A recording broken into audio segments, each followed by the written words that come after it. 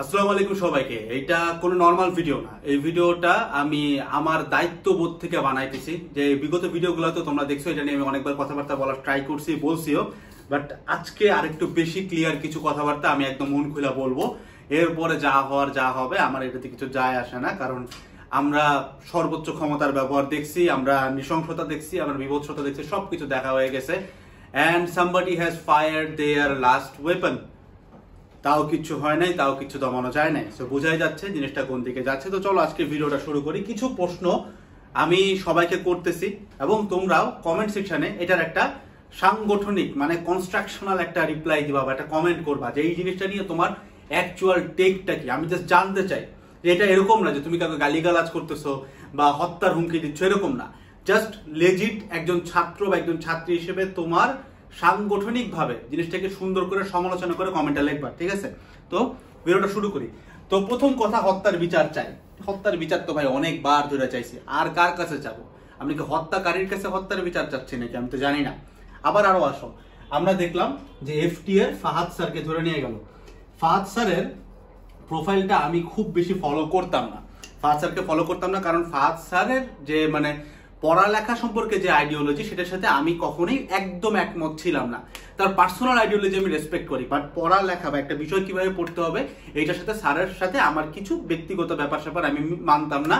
এবং I guess এটা তোমরা বুঝতে পারো যে আমরা দুজন আলাদা পার্সন, আমি তার সব কথা মানবো না।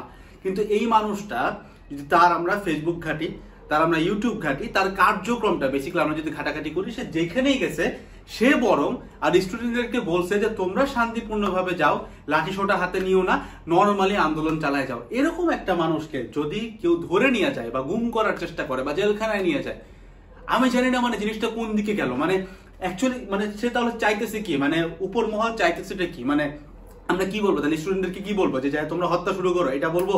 নাকি আমরা শান্তিপূর্ণভাবে থাকতে বলবো? এটা বললেও তো মানে সমস্যা। তাহলে যদি জিনিসটা এমনই হয় যে আমরা সবকিছু মাথা বাইতে নিবো, মাথা বাইতে শুনবো, তাহলে ভাই আমাদের জন্য সবার জন্য একটা করে কবর করে দেন, একটা গণকবর করে দেন। আমরা ওটার ভিতরে যে আস্তে করে বসে থেকে শুয়ে দেখি, অথবা তো ওই যে সোনার জেলখানা তো আছে, সবার নামে একটা করে মামলা দিয়ে দেন। যে আমরা যারা যারা কথা বলি বা যে যাই করুক না কেন, সবার তো আপনার কাছে এনআইডি আছে না, ওই এনআইডি নাম্বার ধরে ধরে একটা করে হইতেছে কি মামলা করে দেন, একদম সবার নামে একদম গণ একটা মামলা দিয়ে দেন। আমরা সবাই জেলখানায় চলে যাই, দেশটাতে খালি ওই প্রশাসন থাকবে আর কিছু থাকবে না, আমরা সবাই জেলখানায় চলে যাই। মানে আমরা কি করবো?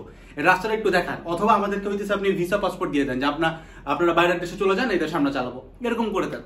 আমাদের তো কোনো মতের কোনো দায় নাই। আমরা তো কোনো কিছু, আমরা তো একটা বাজে জিনিস কেউ চাইছিলাম না, আমরা একটা খারাপ জিনিসকে চাইছিলাম।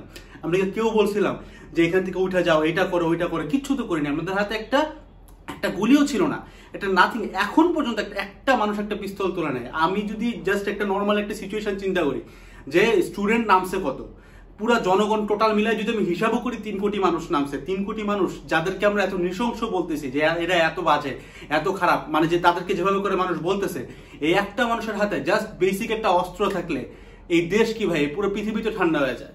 আমি যে এই নর্মাল কনসেপ্ট মানে এই ব্যাপারটাই কনসেপ্টটাই তো বুঝতেছি না। মানে এই জিনিসটা কিভাবে বলে যে এরা নৃশংস, এরা শান্তিপূর্ণ না, কিভাবে? এখানে তো কোনো ওয়েপন ছিল না। আমরা এই যে শহীদ আবু সাইদের মৃত্যুটাকে আমরা দেখছি, কি ছিল ভাই তার হাতে? কি ছিল? নট ইভেন একটা যদি রামদাও থাকতো তাও চিন্তা করতাম যে সে অ্যাটাক করতেছে, তাকে গুলি করছে, এইটা আমরা মানতাম, ঠিক আছে অ্যাটাক করছে। একটা জাস্ট লিটারাল একটা লাঠি, মানে জাস্ট বেসিক মামলা, মানে যে বেসিক যে আন্দোলন হয় এখানে লাঠি থাকে, একটা বেসিক লাঠি নিয়ে সে দাঁড়ায় আছে এবং সে অ্যাটাকও করতেছে না, সে জাস্ট দাঁড়ায় আছে। সামবডি শট হিম, তাকে মারা ফেললো। আবার তাকে মারার পরে মিথ্যা মামলা দেওয়া হলো আরেকটা ছেলেকে, যেই ছেলে মানে মনে হয় একটা চড়ও দিতে পারে না, এই ছেলেকে ধরে নিয়ে গেছে নাকি গুলি করে মারছে। মানে কোথায় যাইতেছে, মানে কি যাইতেছে? আবার ইন্টারনেট নিয়ে যে কাজগুলো হলো, আমি জানি না মানে আপনারা অ্যাকচুয়ালি বেসিকলি কি চান বা কি আসলে বলতে চাচ্ছেন। বাট এই জিনিসগুলো যদি অবসান না ঘটান, আমি জানি না আপনারা কোন দিকে কিভাবে কি চিন্তা করেন। এবং শ্রীলঙ্কা থেকে যদি আমরা অপার ভাইয়ের একটা পোস্ট দেখলাম, যেটা আমারও ভিতরে দেখলাম যে মানে এটা খুব একটা মিলে গেল, যে লাইক শ্রীলঙ্কার পতনটা আপনারা জানেন কিনা, যে প্রবাসীরা যখন রেমিটেন্স অফ করে দিয়েছিল ফর 3 মান্থস, দেশ ঠান্ডা হয়ে গেছিল। কারণ আপনাকে আগে দেশের মানে ইকোনমিটা বুঝতে হবে, দেশ চলে কিভাবে, দেশ চলে কেমনে। দেশ চলে ট্যাক্সের টাকা দিয়ে চলে, এবং রেমিটেন্স যখন আসে ওই রেমিটেন্স থেকেও কিন্তু একটা ট্যাক্স পায়। তো মোদ্দা কথা ট্যাক্সে দেশ চলে। এবং এই জিনিসগুলো আমাদের ম্যাস পিপল জানা নাই, একটু জানায় রাখি। সেটা হচ্ছে টাকা ব্যাপারটা কি, টাকাটা প্রিন্ট হয় কিভাবে। আপনি যদি মনে করে থাকেন যে একটা সরকার চাইলে 1000 কোটি টাকা প্রিন্ট করতে পারে, এরকম কিন্তু ঘটনা ঘটে না। ঘটনা কি ঘটে, প্রত্যেকটা দেশের একটা ফরেন রিজার্ভ বলে জিনিস থাকে, একটা ফরেন রিজার্ভ জিনিসটা কি বাংলায় বললে এই জিনিসটা আমরা বলি ডলার, ঠিক আছে। তো মনে করেন বাংলাদেশের কাছে 40 বিলিয়ন ডলার আছে, সে 40 বিলিয়ন ইউএসডি আছে। তো বাংলাদেশ এই 40 বিলিয়ন ডলার মনে করেন আজকের তারিখে তারা ক্যাশ করতে চাইতেছে, মানে টাকা বানাবে, জনগণের জন্য টাকা বানাবে।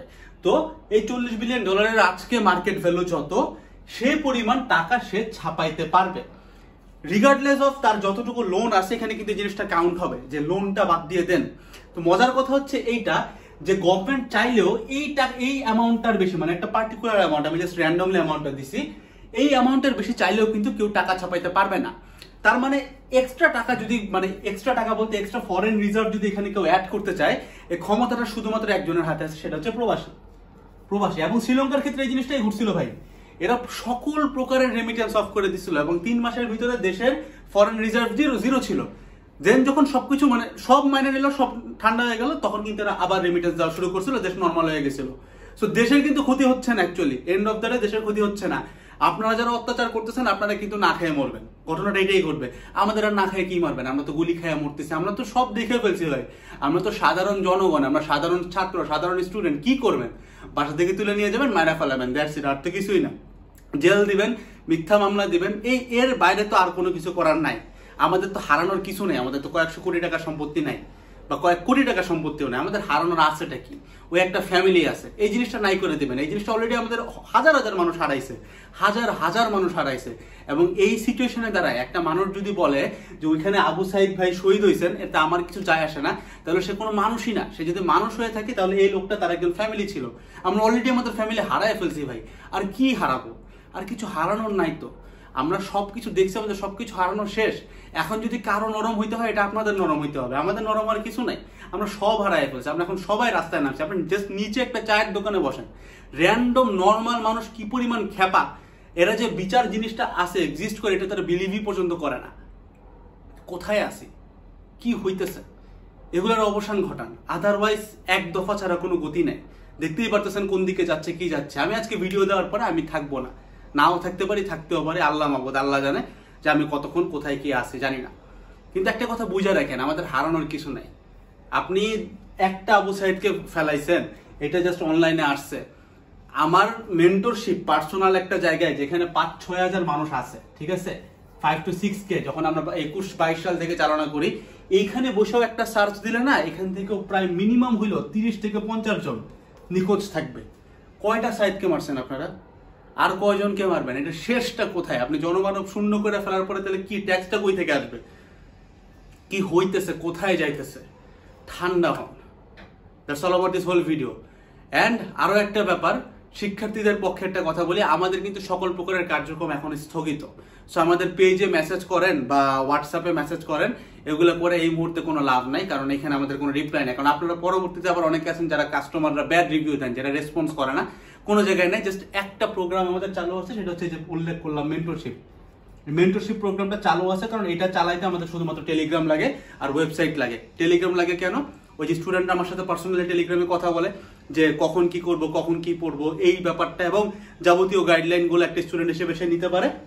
আর বাদ বাকি নতুন স্টুডেন্ট যখন এনরোল করে তারা ওয়েবসাইট লাগে। সেই দুইটা জিনিস বাদে আমাদের আর কোনো কিছু নাই। তো এটা জাস্ট আমাদের কাস্টমারদের জন্য একটা জিনিস জানা রাখলাম যে আমাদের কিন্তু হটলাইন থেকে শুরু করে পেজ থেকে শুরু করে কোনো জায়গায় কেউ নাই, কিন্তু সেইখানে বৈশা থেকে কাস্টমারের ব্যাড রিভিউ দেওয়ার কিন্তু মানে আসে না, ঠিক আছে। সো আমাদেরকে পাওয়া যাবে শুধুমাত্র ওয়েবসাইটে এবং আমাকে আমার পার্সোনাল টেলিগ্রামে পাবেন। এর বাদ বাকি আমাদের কোনো প্রকারের কার্যক্রম এখন চলমান নাই এবং এটা অনির্দিষ্টকালের জন্য বন্ধ থাকবে যতক্ষণ পর্যন্ত আমরা অসহযোগ আন্দোলনের অবসান দেখবো, যতক্ষণ পর্যন্ত আমরা আমাদের ন্যায় বিচার পাবো, আমাদের দাবিগুলো পাবো, ততক্ষণ পর্যন্ত এই কার্যক্রমগুলো অনির্দিষ্টকালের জন্য বন্ধ থাকবে। So that's all about this whole video. দেখা হচ্ছে নেক্সট কোনো একটা ভিডিওতে যদি বেঁচে থাকি। আসসালামু আলাইকুম সবাইকে, টাটা।